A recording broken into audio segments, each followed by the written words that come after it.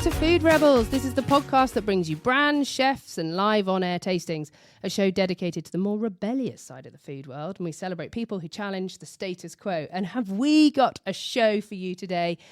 You know me, I'm the show host, AJ Sharp. I'm a taste expert, food writer, Great Taste Awards judge, business owner.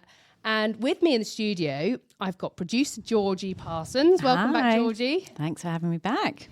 And I've also got a really exciting guest who I'm going to introduce in just a minute. But Georgie, today, I know you already know this because you're the producer. You set everything up. We're talking about insects. We're going to be trying insects. It's quite early in the morning and I'm feeling, I know. I can just see here. I'm looking at the notes that I obviously have read and well prepared. 80% of the world eat insects. Yeah. But it's not eaten that well, that much in the West. So it's a new food group really for us, but it is really widely eaten around the rest of the world. So why aren't we eating it? It's not really that rebellious then, is it? We're like late to the party, maybe. Exactly. I've seen so much about insects because it's supposed to be this incredible protein source, a really great food group. It's something that, like you say, everyone else is doing it. Yeah. We're not doing it. Exactly. And why? Why are we not doing it more? And is it just because we don't like the thought of eating the insects? Well, yeah. I mean, there's definitely a barrier to go over in your head there, isn't there? Okay. Have you ever tried insects before? Yes, I have actually. I travelled around Southeast Asia and used to find them in the markets, deep fried, straight out of the hot oil, and then they were, passed over to you. And they're crunchy and delicious. I kind of seem to remember them, but.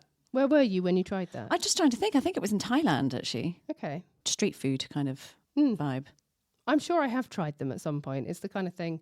I've definitely tried some types of different things that have got insects in them. Yeah, I also seem to remember having them on salads as well, as like little crunchy crispiness bits on top of salads. Oh, like fried onions. Yeah, exactly, like a fried onion. Excellent. I love that. Well, I better introduce our expert on the subject so we can stop surmising and actually find out. We've got Clara Bess from Saved. Hi, Clara. Hi. I'm so happy to be here. Thank you for coming in. Can you tell us about Saved? What do you make? So Saved is a savory snack, and we make puffs with lentil and cricket protein. So you actually don't see the insect, but the cricket powder is in the snack itself. So it's a high protein snack with delicious alternative protein. Oh, incredible. So does that mean that these snacks are higher in protein than, say, a bag of crisps or something? Yeah, it is. It's equivalent to eating an egg per pack. So. Oh, an egg? Yeah. Wow, gosh, that really is quite a lot of protein, isn't it? Yeah, incredible. 6 grams per pack. How did you come up with this idea? I wouldn't think that at 29 I would be called a cricket girl when people refer to me. So I used to work at PepsiCo and I worked on Lay's and Walkers. So I kind of was in the snack industry before, but I felt like I needed a bit more purpose and do something about climate change and sustainability. So I kind of came across insect protein quite randomly, and I was personally kind of struggling to switch to alternative proteins. So tofu, tempeh, seitan, I didn't really know how to cook them, didn't want to spend hours in the kitchen to make them taste good. Legumes, pulses, kind of some make me quite bloated. And Beyond Meat, I feel like I really enjoy it, but I didn't want to eat it every night. So I was kind of wanting to make that switch, but not a lot of options were available to me. So I came across insect protein, and it's very versatile. It's a powder. Well, I think we'll be eating it in different shapes and forms. But I just started adding it to soup, to bread I was making, in my pasta sauce. And it's just like easy protein that I was just adding to my meals without kind of changing my habits. Well, where did you even find it to buy it? Google. Google? Yeah, I just Googled and I just ordered a lot of random insects. So cricket, mealworms. I made a crunchy banana bread with mealworms. I've put dried mealworms in granola and they were floating in the milk. So I did a lot of weird experiments that didn't work out. Was this because you wanted more protein in your diet? Exactly. You were thinking, right, I'm really lacking protein. Mm-hmm. I need to find alternative ways to get more protein into my diet. Exactly. And then you just came across... Yeah, I kind of came across insect protein because I was researching more sustainable ways of like kind of incorporating protein. And exactly as you said, 80% of the population eats insects. So we're kind of the weird one out there. And I was like, why not? I'm very curious about food. I've never kind of been weirded out about food. So I just started ordering it, trying it at different types of food. And for me, what was really important is like, I don't want to change my habits. I don't want to learn how to cook tempeh. I want to just like use it in my everyday. I want to cook less. I don't want to cook my chicken. I just want to put the powder in my soup and just have soup. And that was kind of a really kind of easy way to integrate that additional protein that I needed, but in a sustainable way. Were you a vegetarian though? Because when you were talking about Beyond Meat and things, that makes me think of actually like a vegan diet. Yeah. So I was trying to be more plant-based. I would call myself flexitarian. Okay, yeah. 79% of the UK kind of call themselves like that. So I it's do. quite a growing population. 79%, that is a lot. It's huge. Yeah. Gosh. But there's actually not a clear definition. It's just people actively reducing the meat intake. So it could just be like not eating your Sunday roast on a Sunday, meaning like you're already reducing your meat intake. So I do really enjoy fish and meat, but I just try to be very conscious where I eat it from. So I try to eat it like once a week from a very good butcher instead of kind of low quality every day. And presumably as a protein source, insects are incredibly sustainable. It is, yeah. I mean, how does that work? It's vertically farmed. This is why, because they're raised in vertical farms, so it reduces the land, it's kind of lower land usage, feed usage, water usage than beef or poultry. Within 2 months, you have an actual cricket. So we use cricket as the main protein in our products, but there's mealworms, there's 2,000 edible species of insects, so quite a lot of that out there. And so within 2 months, you have the crickets, you just dry the crickets, just blend them into a powder and you can use it in anything you want, basically. Whereas a cow, it takes 2.5 years to grow it, to eat it. And so on this kind of trying to use something, a protein, but it's still an animal. Yeah. You know, is it a humane way of breeding them? And, you know, what's the life like for a cricket? I mean, before they're... Yeah, it's an interesting question because a lot of people interested in our products are usually vegetarian. Yeah, exactly. That's what I'm thinking. It must be quite a difficult... But it's a difficult choice because it is an animal. So it's usually vegetarian that are vegetarian for sustainability reason, but not really for ethical. Well, you still kill an animal, I would say. So it is ethical in a way because the way of killing the crickets is by freezing them. And before they're frozen, they actually go into a state called diapause, which is basically, winter time when the weather gets like cold. A hibernation. Hibernation, exactly. So they hibernate and then at some point they die. So it's not a very cruel way of dying. Okay, so it's kind of painless. Exactly, yeah. And whether insects do feel pain is still debatable. So that's also a component. But I suppose if you assume they do, then sounds like a very humane way. Yeah. Yeah, really interesting. And what benefits does a cricket bring? I mean, there's the protein element. Is there any other kind of, I imagine there's some sort of like minerals or vitamins or... Yeah, there is. Well, the protein is the main one because it's 70% protein, whereas chicken or beef would be 25-30% protein. Really? So it's quite a lot. No way. I did not know that. And then you have, it's almost like fish. It has a lot of good fatty acids, omega, iron, zinc. So quite a lot of, it's kind of a unknown superfood. Wow, that's really cool. Yeah. Why do you think we don't eat insects in the West? I think it's just not been part of, like culturally, it hasn't been really part of what we've been eating. We've been eating a lot of fish, what has been in the land, like cows, sheep. So I just culturally, I think it's never been really there. Although in France they do eat like escargot, like snails and like frogs. And frog legs. Yeah, exactly. So it is, I think it's just, it hasn't been widely spread. Maybe it's about availability because exactly. I mean, we do get insects obviously in the summer months, but we don't much. get sort of plagues of it or we don't get huge amounts like they do in other countries. No, exactly. Like Africa, like in Ghana and so on, they eat a lot of silkworms. And so it's just because the plantation they have there, like the insect actually available. grows, it is available there. So they just kind of make use of it, I guess. It's so interesting. Could we taste it? Of course. So these are the black pepper ones, but we have 4 different flavors as well. So herbs, paprika, cheese, and sour cream. So you take the cricket powder, Yeah. and then what do you do with it? So I blend it with other flours, so corn, rice, and lentils, and then we just extrude it. So it's baked, it's puffed, so it's not fried, and then we add the flavoring on top of it. So it's quite an easy, not very processed way. We just like blend all the different components and bake it into a delicious product. It's really interesting. I mean, it's the sort of consistency and shape and size of a what's it or something, isn't it? But not cheesy. I mean, I really get salt and pepper from that. I mean, I love pepper, so that is a real... yeah. I mean, the black dots, is that the cricket powder or is that literally the black pepper? That's literally the black pepper. Right. No, you wouldn't see the crickets. You don't see the No. crickets because it's actually puffed Powder. into Exactly. the... And these gluten-free? Yes. Yeah. Oh, right. No, it was an important component, although gluten-free, like it's still a growing market, but we wanted to make it, like reduce the number of barriers that people would Sure. have to eat our products. So since the cricket could be kind of a barrier, we tried to lower all the other ones. So gluten-free, we don't add any sugar, no additives, GMO-free, dairy and soy-free, so quite a lot of different... You're covering we're ticking quite a lot of boxes. Yeah, exactly. And where do you actually have it made? So we made our products in Italy, and the crickets are Spanish. Oh, Really? okay. We wanted to have a product that is kind of the most sustainable possible. Most sustainable way.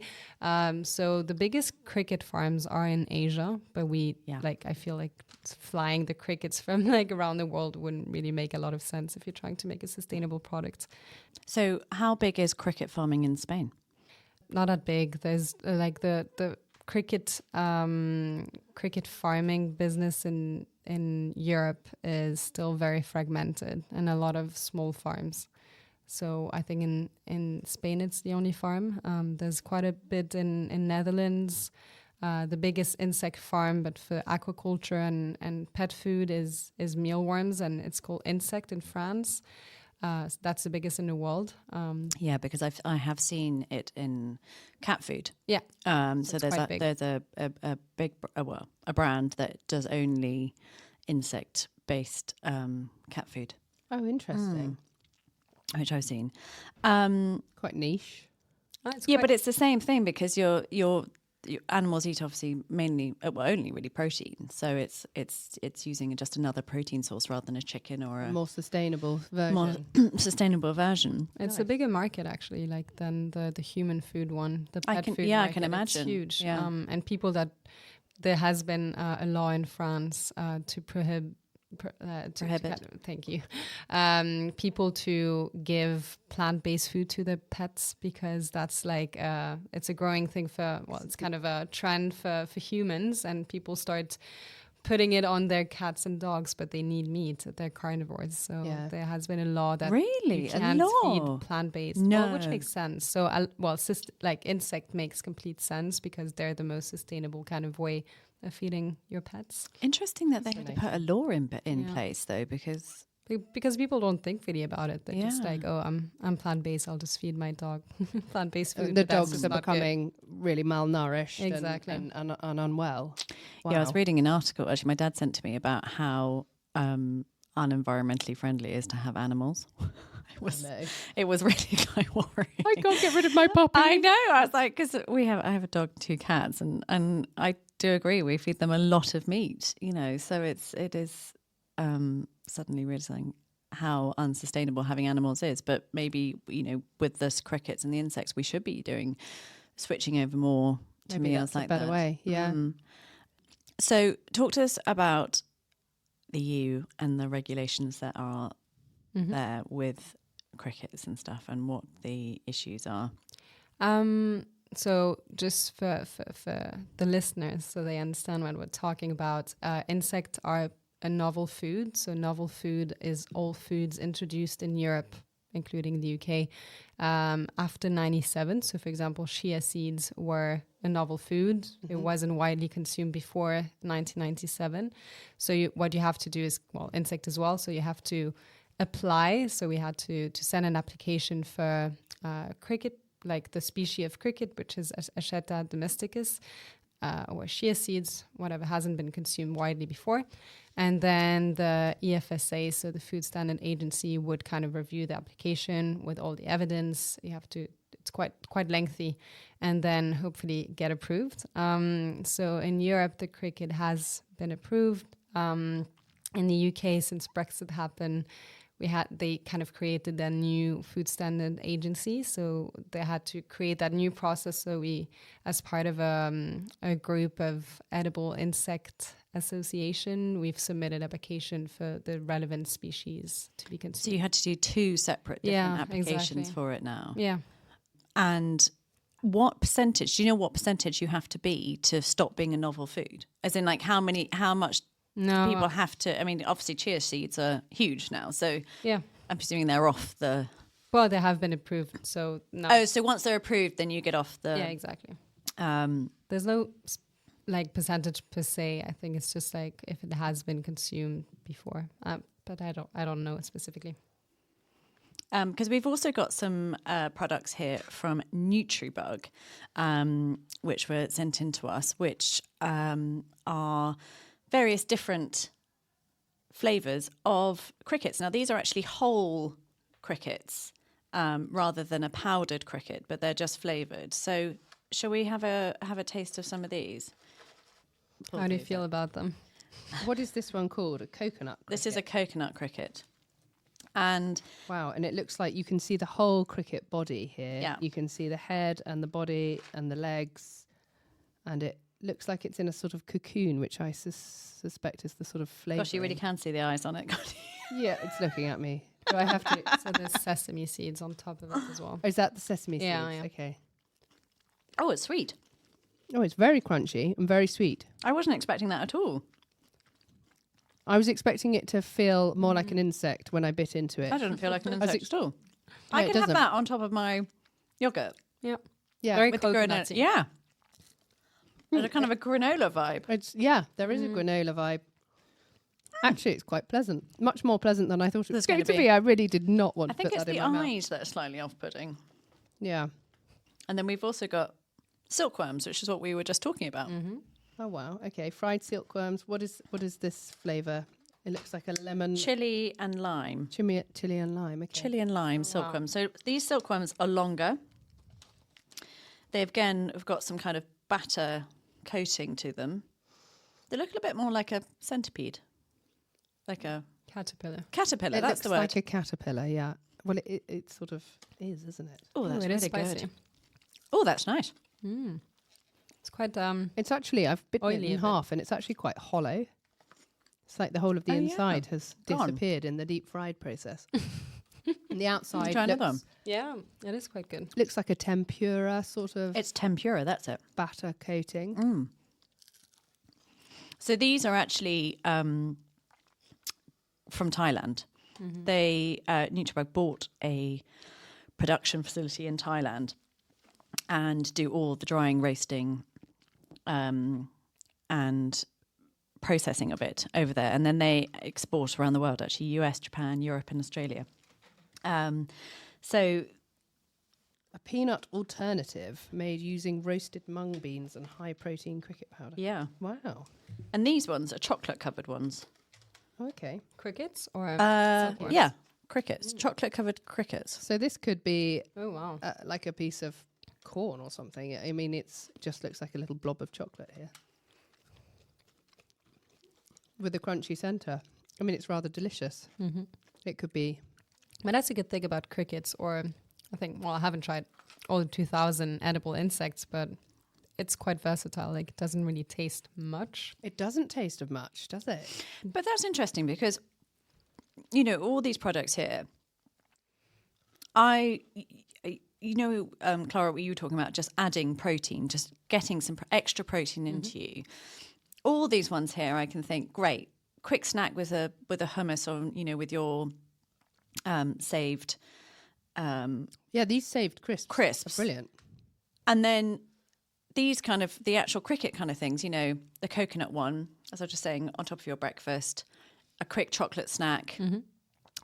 There's actually, it makes you realise you can add this product into your lifestyle very easily and kind of quickly without even really thinking too much about it. I mean, the lime and chili ones, the silkworms, I'm thinking, on top of a salad would just add like a lovely little kick to something, wouldn't they? Little crunch. But imagine having, you know, you've got some girlfriends coming around for lunch and you're like, I've just made you a goat's cheese and cricket salad or silkworm salad. Can you just see everyone's faces looking down and going, sorry, what? What have you just served me? Yeah. But I just feel like we need to be more open with this and actually, you know, give it a go and embrace it a bit more, because we're talking about sustainability, talking about trying to get other ways of, you know, eating better protein. But there's a psychological limit, isn't there? And I think it's because we as we grow up, you know, a bug flew in my mouth while I was cycling my bike. It's like a bad thing, isn't it? And you're almost slightly afraid of bugs. You're afraid of wasps and bees coming and stinging you. And you usher bugs away from your food at mealtimes that suddenly... Being told to, It's a psychologically, it's a real mindset shift, isn't it? Whereas not for saved, though, not for these crisps, because I feel like, because it's integrated. Yeah. You can't see the crickets. You can't really taste the crickets. But this very generously portioned packet of kind of lentil puffs is actually only 100 calories. Like, this feels like there's no compromise here. No, it's brilliant. There's no compromise at all. It's like, it tastes delicious. It looks delicious.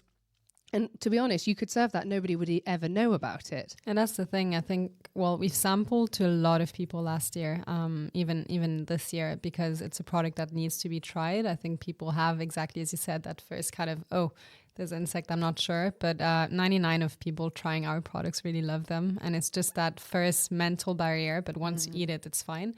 But I think if we would have started with like NutriBug, and well, I hope that's the future, having the cricket itself where you can actually see it, I'm not sure that's the first step towards people accepting it.